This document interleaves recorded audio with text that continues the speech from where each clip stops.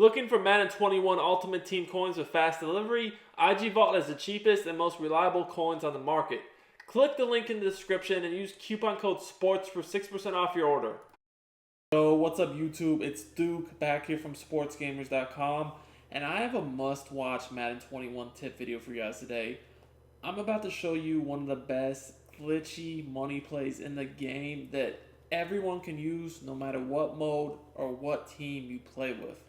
This play needs no abilities. You can run it in any mode, regs, MUT. Like I said, no abilities, no extra hot routes, no anything. I've been on a crazy win streak with this play on regs. It also works in MUT. You know, if you don't have hot route master, all that stuff, it's perfect. And, you know, it's just so effective stock. It's, like I said, maybe the best stock play in the game, in my opinion. All you need to do is make one or two simple hot routes that you can do with any team. You don't need any abilities at all. So, I'm in the Seattle playbook. I think Seattle has one of the best playbooks in the game, easily top 3. And I've been really liking their bunch tight end, obviously, but really their trade Y flex. This has actually been the main formation I've been using with no abilities because I've been playing more regs lately, and even sometimes on MUT. You know, it can get to the point where you want to change it up and you don't always want to have to rely upon your abilities. And the play dagger with the hot routes I'm about to show you guys is unstoppable. So the only suggestion I would make is on this play to put your fastest, best route running receiver as where you see DK Metcalf is. But that's about it. I mean, if you have a fast receiver with over 90 route running, I'd put him there. But that's not even necessary to make this play work. So I'm going to show it to you guys against man, zone, you know, all the popular meta defenses out there. If you guys enjoy my YouTube content, make sure to subscribe to the channel and drop me a like on this video. If we get 250 likes, I will put out another fire tip for you guys. Also, if you are looking to get better at Madden 21, make sure to check out sportsgamers.com. That's where I put all my premium tips, ebooks, offensive and defensive schemes to help you guys get better at the game. Premium material. If you love my YouTube, you will like this stuff even more, as it's the best of the best available to help you guys win more games and get better. So, first thing I want to do is I want to look at Mike Blitz 3, and with this, the default zone drops people use 25-5-5. This is going to allow people to cover both the flat and the deep sideline at the same time. So generally you're going to see someone do something with the following adjustments, but offensively, you want to make sure your trips, your three receiver side of the formation always lines up on the wide side of the field, which here, because we're closer to the right hash, that would be the left.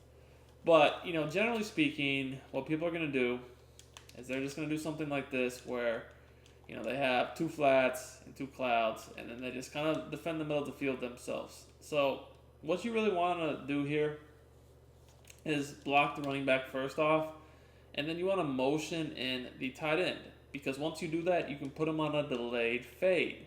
The last thing you want to do is just drag the slot receiver. So this is a pretty simple setup.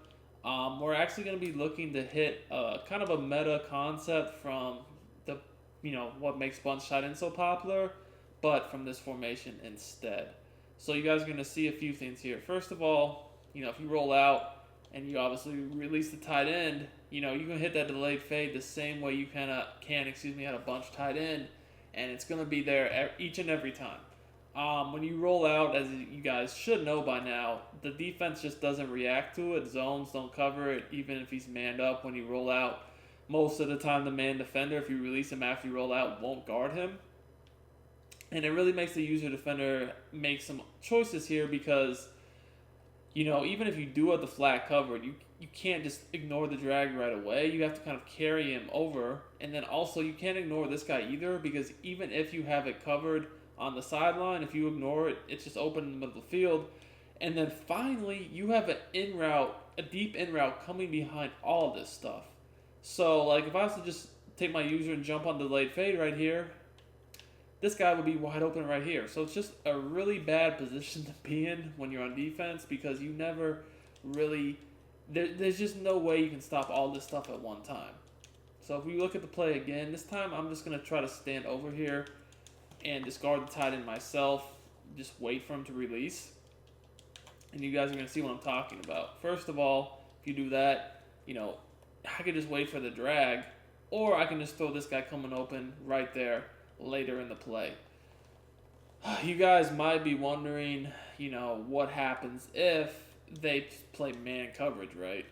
And that's not going to work neither, because there's too many routes on here that are going to beat man. So, first of all, again, we just did a drag, delayed fade, blocking the running back. The crosser is just going to beat man coverage right off the bat, just like that.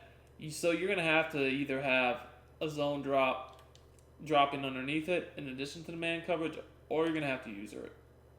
You guys can see here, especially like you see Metcalf, he's a good player to run this on because of his abilities and his speed. He's a great receiver. But, this is just going to get open regardless. Now, like I said, it depends what mode you play. If you play MUT, like, obviously the defenders are going to be better. So you need to have a top-notch receiver here. But when you play regs, it's really not as big of a deal because the defenders on regs aren't going to be as good as they are on MUT. But the thing about this is let's say they user that or they just take it away out of man. That's probably your first read when they're playing man, but it's definitely not all you have.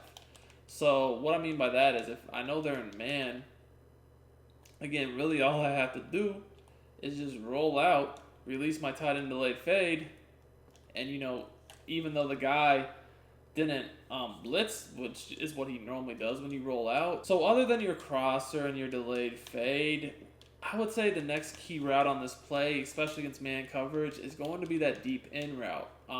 It's just a back-breaking route in my opinion. It beats man, and also it's really hard to guard out of zone too because it's just a deeper depth than most. So you can just lowball it, especially against man, and just get that dive catch animation every time. They're not going to be able to defend that. Now, if you do have abilities, if you happen to have a playmaker receiver running the drag, that's another thing you can do. You can just kind of playmaker back to the opposite side against man. But again, you don't have to do that. That's just another option you could do. Now, the great thing about this play is you can't really blitz it either. So let's say that somebody was trying to, just send a little bit of pressure at you. A lot of people run Mike Blitz 3, and they'll kind of just, a lot of times when they do this style, they'll have their zone drops off. But what they're going to try to do is just blitz you with, 5, sometimes 6 guys. And generally, this can be somewhat difficult to pick up like this. Especially if they take their user and just stand over this guy right here. But because we blocked the running back and do the delayed fade to the tight end, you always should be able to roll out. Unless they get crazy and start blitzing outside corners, which is something I do, but most people don't do that. But as you guys can see there, because of the tight end delayed fade, you should be able to always roll out. And even if they try to peel off with their user and go guard that, like with their user that's blitzing, once they kind of hit the O-lineman, what they'll try to do is hit the O-lineman and then peel off to guard the crossing route. All you really have to do at that point, though, is just release the tight end, and it's going to be money for you. Now, on the money when you roll out, that's kind of, for me, a must-use ability. But as you guys can see, most of the time, even when you don't, because I don't have that on Russell Wilson, I'm just throwing on the run with him. Most of the time, most mobile quarterbacks will be fine. It's not something I really worry about too much. But, obviously, this is a play that you can stay in the pocket. You don't always have to roll out. One of the easier ways to utilize it, honestly, is just in the pocket using your reads. Like I said, some people might get super aggressive and do something like this, where they actually just contain and then slide this guy out to kind of change who's getting blocked. And if you see them sliding that guy out, it's going to be hard to roll out against that. But, at that point, you definitely can just stay in the pocket and just make your reads. Bottom line is that as the user defender, they're going to have to pick, they probably will try to peel off. And I'm just going to man up the drag here to kind of, try to show you what happened if they did try to peel off.